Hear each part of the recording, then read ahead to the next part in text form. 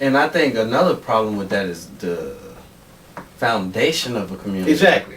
We're not, I remember when I was growing up, I grew up in the early 80s, the late 70s, things like that. And I remember in my community, the whole community came together. And my community is still close to that too, in the area where we lived in. So you don't have as much problems with drug dealers and things like that, because if a drug dealer try to move into the wrong part of town and do their dirt there, dope dealers don't move to Jorview Heights and try to turn their house to a dope house. Yeah. Because that community isn't going to allow that to happen. Exactly.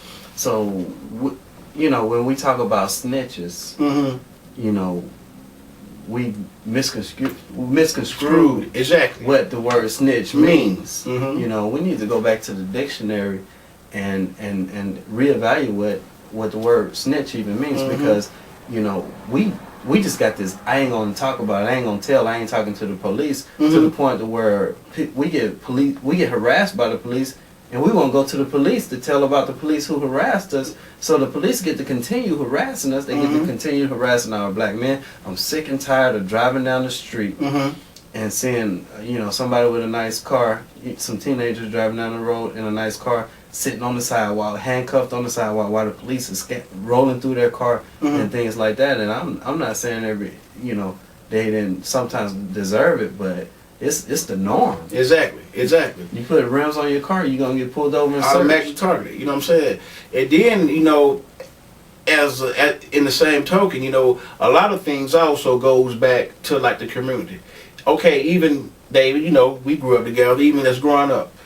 When you done something wrong, your next door neighbor will get on to you. Exactly. Then we get on to you. Then you get home, your mama will get you. Then when your daddy get out work, he'll get you. But nowadays, you know what I'm saying, you don't see that no more. It's like don't nobody care. You know what I'm saying? And parents actually attack other parents that tell them about what their kids when their kid is doing. Exactly. That's my kid. Let me deal with him. I deal with my own kid. And that whole mentality is just tearing us apart. It's tearing us apart. And then that's when they turn to the Ludos, the Lil Johns, the Tupacs, raising the kids. You know what I'm saying?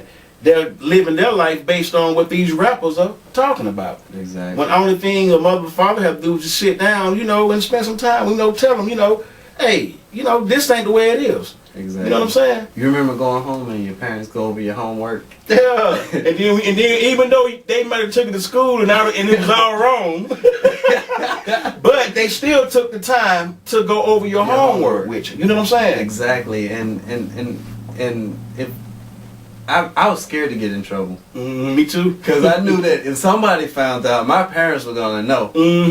And my dad scared me. My mom scared me. She wasn't no joke, I'm telling you. What happened to that? Yeah, exactly. And then I also remember, for prime example, let me tell you. When I used to play my little rap music and little cuss words, I turn it down real low. You know what I'm saying? The cuss word coming My mama finna have a fit. I'm walking past one of the neighbors' house. The little kids about my kids' age just up loud. I'm like, man, what is...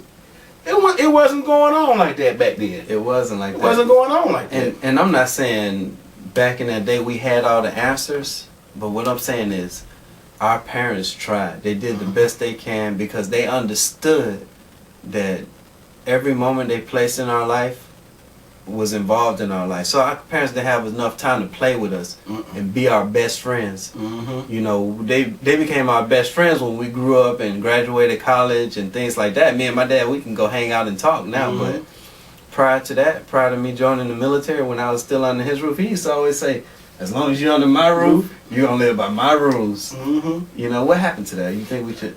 Yeah, those right there, when that's instilled in you as a youth, you know what I'm saying?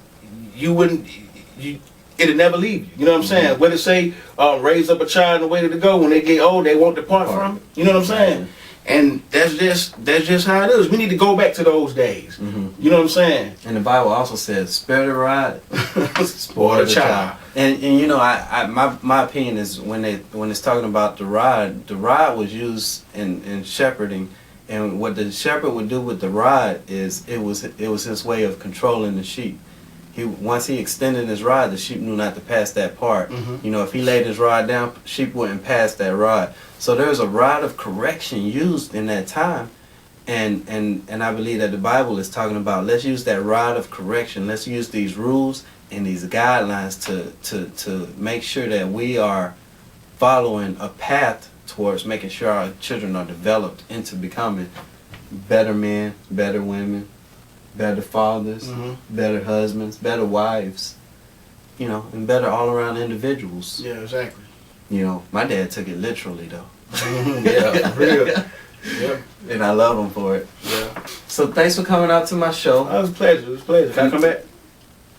You know what? I'll bring you back. I want you on my next show. Okay. Okay, now if anybody's interested in the music industry, interested in writing beats, interested in getting in contact with you, I have my own production company. My Funky Finger Production. If anybody that's watching this are interested in buying beats or anything of that nature, you can contact me at 256-405-5542. Once again, that's 256-405-5542. and if they have a cell phone, can they just text message you? Yeah, you can text me.